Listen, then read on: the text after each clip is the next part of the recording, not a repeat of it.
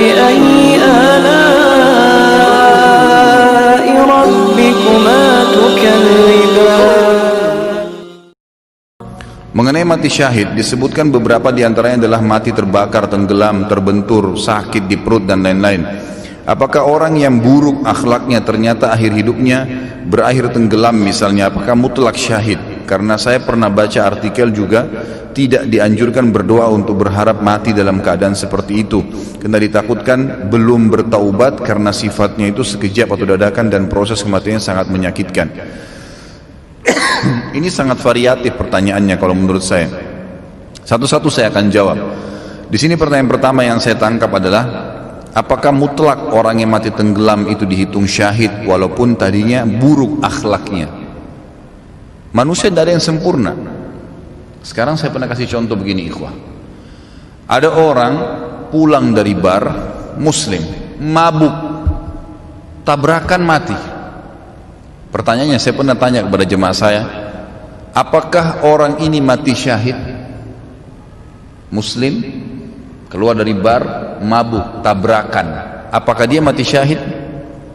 Jangan ragu jawab, mati syahid.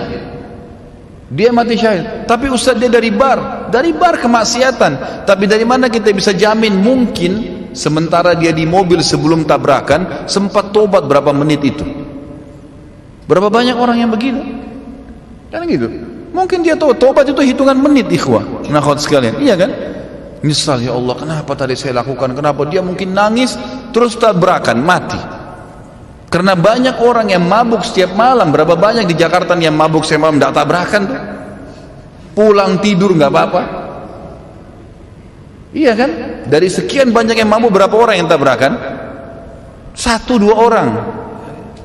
Memang jelas tuntunan syariat kita orang yang tabrakan mati syahid.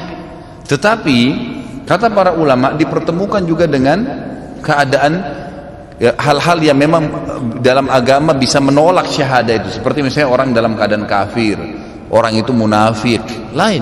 Tapi kalau cuma ahli maksiat kan gitu, atau akhlaknya buruk, apalagi akhlak buruk ini dinilai secara individual. Misal saya secara pribadi karena nggak suka dia kadang-kadang nggak tegur saya anggap akhlaknya buruk, lalu kemudian dia mati tabrakan misalnya, atau tenggelam, lalu saya bilang dia tidak syahid karena akhlaknya buruk. Nggak bisa, tolok ukurnya dari mana? Anda yang menilai pribadi. Mungkin saja itu dia tidak tegur, mungkin dia lihat ada maslahat. Mungkin saya pernah waktu kemarin baru bimbing umroh ini, saya balik, ada satu jemaah saya berpapasan dengan saya, subhanallah. Saya kalau tidak salam dia nggak tahu. Assalamualaikum Pak, baru dia balik, Ustadz gitu. Baru dia balik, berpapasan di Masjid Nabawi. Subhanallah, saya terus bertanya, kenapa ya Bapak ini nanti saya tegur baru dia tegur, ada apa sebenarnya? Dia duduk dengan saya pada saat lagi makan di restoran di hotel di Madinah.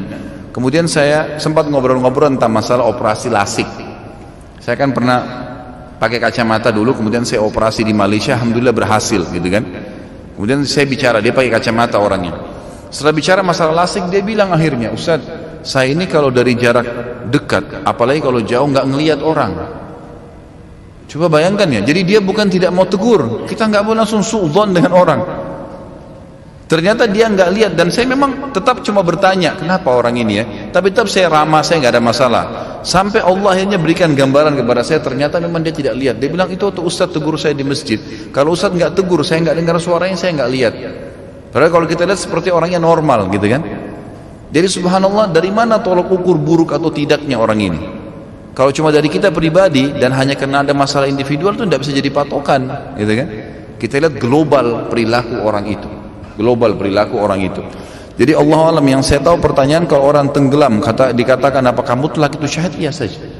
Pertanyaan yang saya paham dari pertanyaan ini yang kedua adalah, kalau seandainya di sini ada artikel yang mengatakan tidak boleh orang berdoa agar mati dalam keadaan seperti itu. Memang betul.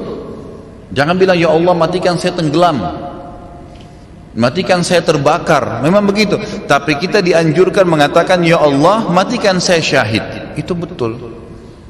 Kata Nabi SAW dalam hadis sahih, man talaba syahadata bisidq ballagahu Allahu manazil syuhada wa in mata ala firashi.